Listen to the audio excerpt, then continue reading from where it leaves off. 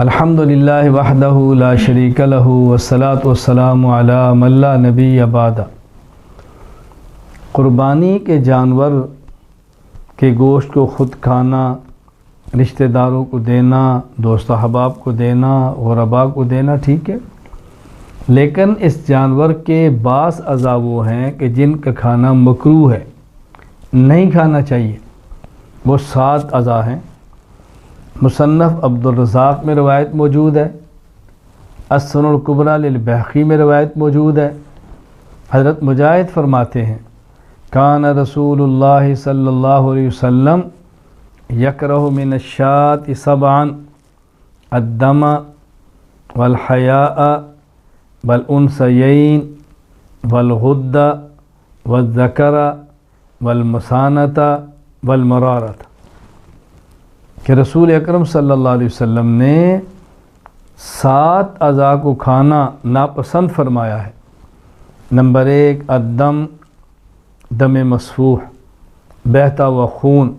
جب جانور کو ذبح کرتے ہیں تو رگوں سے خون نکلتا ہے، اس کا کھانا ٹھیک نہیں۔ نمبر 2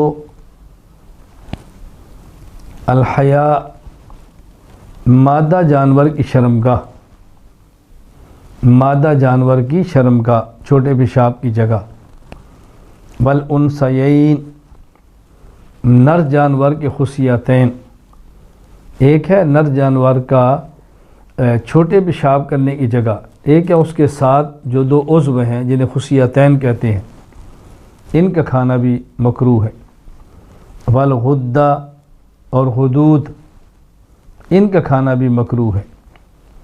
والذکر، نر جانور کی پیشاب کی جگہ یعنی چھوٹے پیشاب کی جگہ۔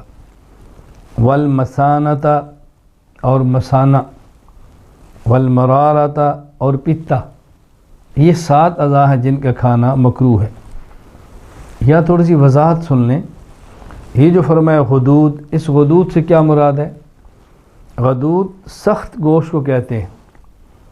جانوروں میں بعض اوقات خون جم کر ایک گٹھلی سی بن جاتی ہے، کبھی کسی بیماری کی وجہ سے جلد اور گوشت کے درمیان سخت گوشت کا ٹکڑا بن جاتا ہے، اسی طرح کبھی ہڈیوں کے درمیان سخت ٹکڑا بن جاتا ہے، جسے اردو میں گلٹی اور گانٹھ بھی کہتے ہیں۔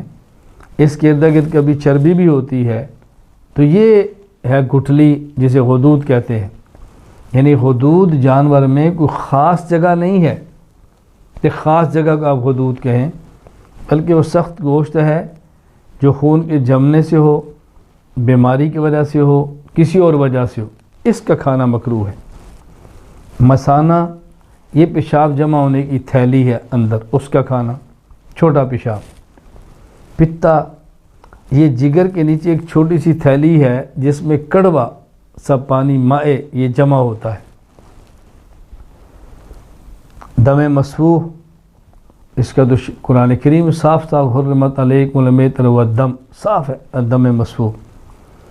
اس کے علاوہ جو بقیہ اعضاء ہیں ان کا کھانا جائز ہے۔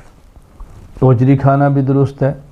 اوجری ایک بڑی سی تھیلی ہے جس کے اندر کھایا ہوا چارہ جمع ہوتا ہے، تو اس کو بھی کھانا چاہیں تو کھا سکتے ہیں۔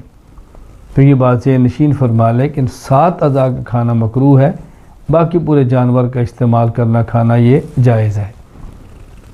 غلط فہمی کے اندر مبتلا نہ ہوں۔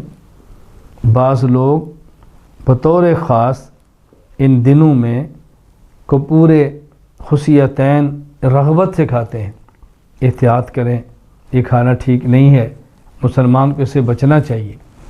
وآخر دعوانا ان الحمد للہ رب العالمین۔